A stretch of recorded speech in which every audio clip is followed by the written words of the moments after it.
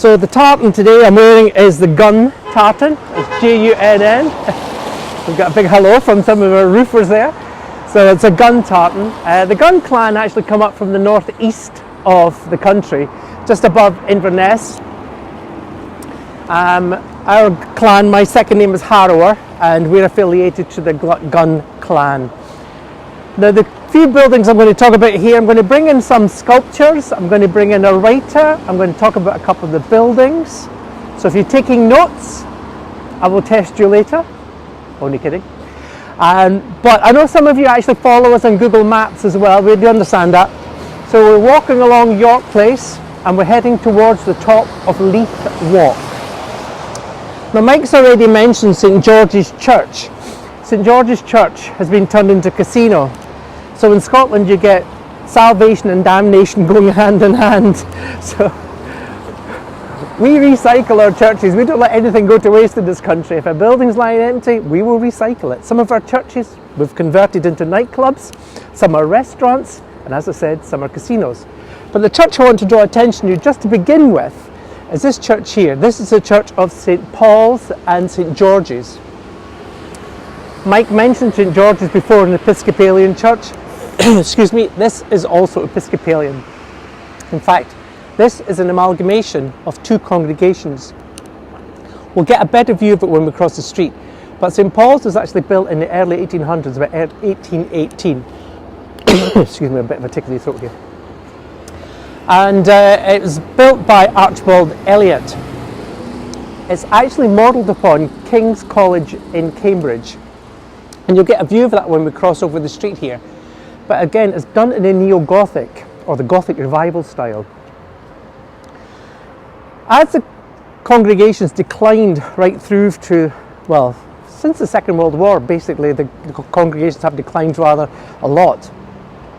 But in 1985, this turned into an evangelical church. And it's one of the few churches where actually the congregation started to increase. I would highly recommend going inside it if you get here to Edinburgh. Oh, excuse me. Locally, it's now known as just P's and G's. So Paul's and George's, P's and G's. And we'll get a good view of it as we walk along when we cross over the street. So I will come back to the church and I'll talk a little bit more about the architecture when we cross over, because you can't see much when it's close up. But we're talking about famous residents in this area. Mike mentioned Rayburn, the artist. Well, another famous character you will definitely have heard of, I am absolutely sure, all around the world, is one of our famous authors, Sir Arthur Conan Doyle. If you haven't heard of Conan Doyle, you will certainly have heard of Sherlock Holmes. Because Conan Doyle wrote Sherlock Holmes. And I've mentioned before that if you're famous in this city, or infamous in many regards as well, you'll get a pub named after you. So just across the street is the Conan Doyle Pub. Now the reason we have a pub here dedicated to Conan Doyle is because he was actually born in this area. Unfortunately, the building that he was born in has actually been taken down. But this is Picardy Place. And on Picardy Place, it's where we have a plaque to Arthur Conan Doyle. Now, when we speak about Conan Doyle, we don't only speak about him as being an author. He was also a great adventurer, and he did spend time. He studied medicine at Edinburgh University, and he spent time as a ship's surgeon, and he actually travelled up to the Arctic Circle, and actually said himself, in quotations here, and they actually came alive at 80 degrees north up in the Arctic when they worked in the whaling ships. But he was also an advocate for social justice. When he moved to London, he did stand up for the rights of various people down in London, and he was a great campaigner for social rights as well. But one of his best things that he's known for is actually being into the mystical side. So he actually believed in that you can get in touch with the dead, and he was a firm believer of that for most of his life. And there's actually still a centre here in Edinburgh where you can attend, and as where they actually go into the occult in many regards. He actually was in the early 1900s. He was involved in trying to reverse a case of it was a law against witchcraft, because a lot of the mediums in the 1900s were being tried under an old act that was brought in the 1600s.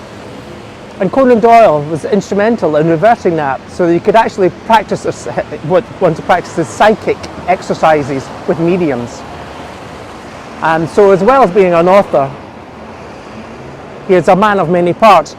The character of Sherlock Holmes was actually based, and Dr. Watson were based on real characters here in Edinburgh. It's said that Dr. Joseph Bell was instrumental in actually developing the character of Sherlock Holmes itself. And there was another doctor who also worked at Edinburgh University called Patrick Watson, who was the model for Dr. Watson. So took all of his experiences from here in Edinburgh, went down to London and gave up being a doctor because he's making a lot more money being a writer through the Sherlock Holmes. Now we can reverse back a bit, and we talked about Paul's and George's church here. Have a look at the church now, you get a much better view of it. And you can see, if you've ever been to Cambridge, you can see what I mean when it's based on King's College in Cambridge. The style is Gothic Revival. It's got 4 pillars, you can see the 4 pillars there on each corner. The actual detail is quite spectacular. It's got little pinnacles, they're called Croquette Pinnacles. And if you remember just a few minutes ago when Mike was showing you the portrait gallery, you saw the Gothic style of the portrait gallery, and it continues in the Gothic style as well. So it was built in 1818. And as I said before, the congregations of St. George's amalgamated with St. Paul's, so it's now called St. Paul's and St. George's, or known locally as P's and G's. So coming over here to St. Mary's Cathedral, this is the Catholic Cathedral here in Edinburgh. Again, you can see a hint of the Gothic in there, the same pinnacles as we saw in St. George's. They're almost just 100 yards apart. So this is St. Mary's Catholic Cathedral. Normally the cathedrals would be built in a cruciform shape, but this is not. This is done in this perpendicular. And it's referred to as the Metropolitan Catholic Cathedral in Edinburgh. And I want to talk a little bit more about this, because in here we have the National Shrine to St. Andrew. And it's open to anybody, you can go and have a look at it. Now St. Andrew is the patron saint of Scotland. We'll just walk a little bit over here so we'll step out of the traffic a little bit.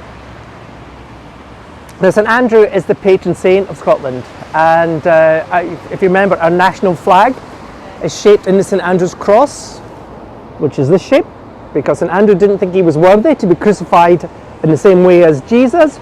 He wanted to be crucified at an angle. So they tilted his cross, so we have the St. Andrew's cross.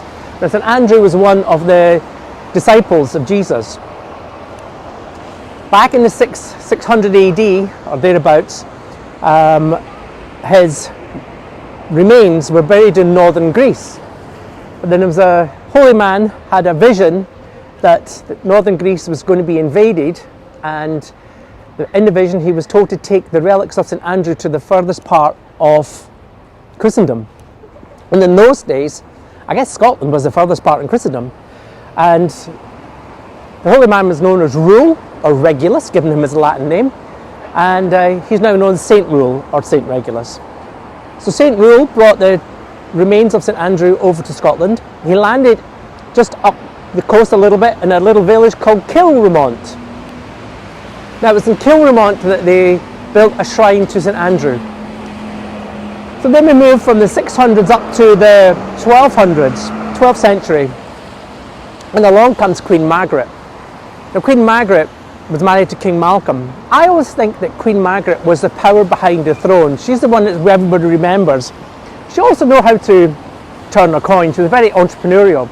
And she had petitioned the Pope in Rome because she knew that she had the relics of an A-list saint, as it were. And she had said to the Pope that she would, or the royals, would build a ferry across the river and encourage pilgrims. And they would build this huge cathedral in St. Andrew's name. And they did. They built this huge cathedral. The cathedral was only second to the Compostela in Spain. So the pilgrims came in their hundreds of thousands to this little town of Kilremont, but they changed the name from Kilremont to St Andrews. So there we have it, right? So St Andrews was a place of pilgrimage. It was actually started to define Scotland in many regards as well. However, then we had the Reformation in the 1500s and the cathedral was destroyed, as were the relics of St Andrews. They disappeared. So this cathedral here was built in 1814 and it was the first cathedral to be built since the Reformation. Between then, right up to the 1700s, it was illegal to practice Catholicism, and almost by death, and there were a few martyrs who died during the practice of Catholicism after the Reformation. Things quietened down in the 17 and 1800s. This cathedral was built. In the 1880s to the 1890s, I think it's about 1887, the Pope in Rome donated some other relics of St Andrew. It was actually part of the shoulder blade of St Andrew, donated to Edinburgh, and so they started the shrine here. In 1968-69, Edinburgh's got its first cardinal for over 400 years. That was Cardinal Grey. And when Cardinal Grey went to Rome to be ordained as the cardinal, or nominated as the cardinal, they gave him a second piece of St Andrew, and so he brought it back to Edinburgh and they built the shrine here to St Andrew. So that's a little story of what's in here. It doesn't look like much to look at, but in here is a national shrine to St Andrew, the Catholic Church, and one of the main Catholic church here in Edinburgh. So moving on, just in front of the cathedral here, one of the members of the congregation here is a man known as Tom Farmer. Tom Farmer is a multi-millionaire, and he made his money through Quick Fit Tires, a company called Quick Fit, where you would take your car in to get, if you had any problems with your tyres, you would take it in, and within 20 minutes you'd have a new tyre put on. And this became great, the business boomed, and he became a multi-millionaire. And he's a member of the congregation. Tom Farmer was also a great sponsor of the arts, and he commissioned some sculptures by a sculptor called Eduardo Palazzi. Now, Eduardo Palazzi sounds not very Scottish, but he is. He's 100% Scottish. He was, his parents came over from Italy in the early 1900s, and he was born here in Scotland. He was actually born down near the port of Leith, and he's a famous, he's dead now, but he was a famous sculptor and artist. And Tom Farmer commissioned some works by Edward Palazzi, and they're here in Edinburgh. And I want to show you them.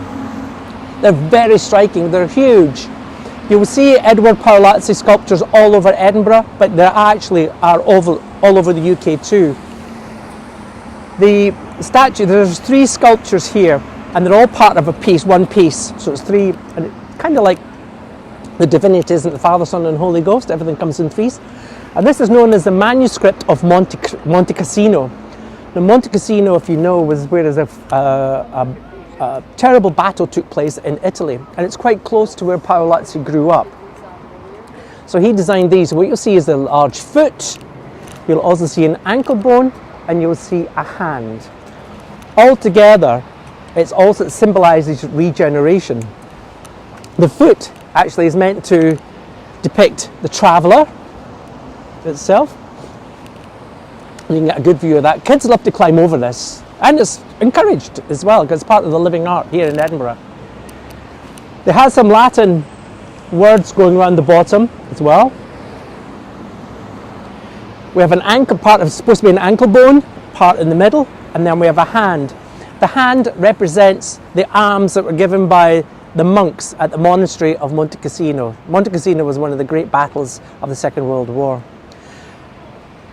Now a little bit more about Eduardo Palazzi. I mentioned that his parents came over from Italy. Now there was a big wave of immigration from Italy in the early 1900s. Scotland has a very large Italian population to this day. In fact, I went to Catholic school, and when you used to go through the register in our school, it was all Irish and Italians, like everywhere else. So the Italians, two waves of Italian immigration. One was after the First World War, and the second came during the Second World War, where we had lots of prisoners of war here, Italian prisoners of war, who didn't go home. We actually stayed here in Scotland. A lot of them did as well. So Palazzi, another story bit about Palazzi, he lost his father and his uncle and his grandfather during the Second World War. They were actually on a ship bound for Canada, and the ship got sunk by a German U-boat.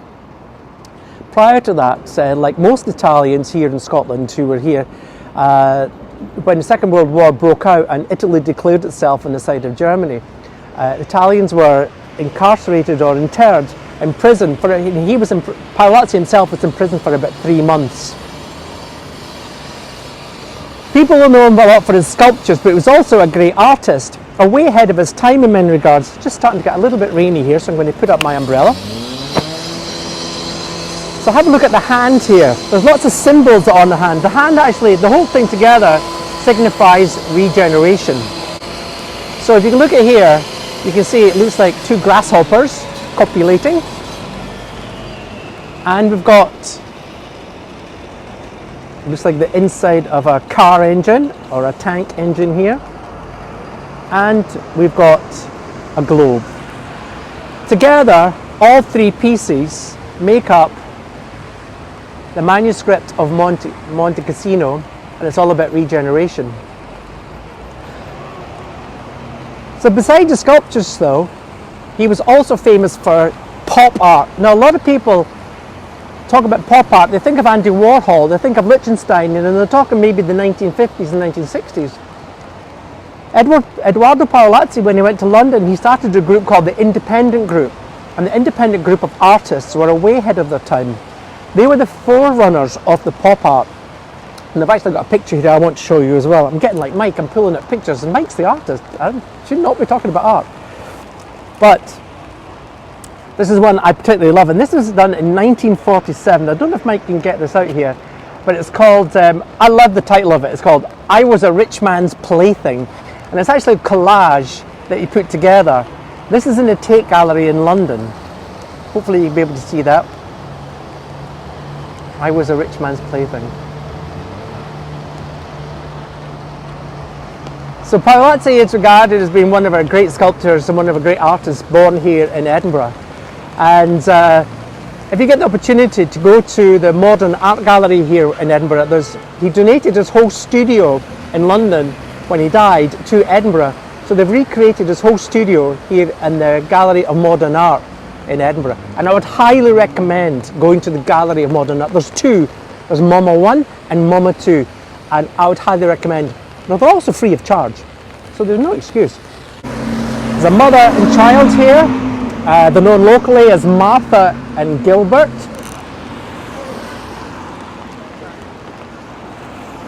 They're outside one of the big cinema complexes here. The actual official name of the sculpture, I always get the word sculpture and sculptor mixed up, but now it's sculpture, is known as Dreaming Spires. They're actually made out of old motorbike pieces and old cars. It's all reused metal. And on the ground here we have Keeping a Lighthouse with His Eyes. It's a local artist. Her name is Helen Dennersley, I believe. I'll check that out, but I think it's Helen Dennersley. And you can see the 2 giraffes all made up of metallic sculptures here, just to brighten up this whole place here.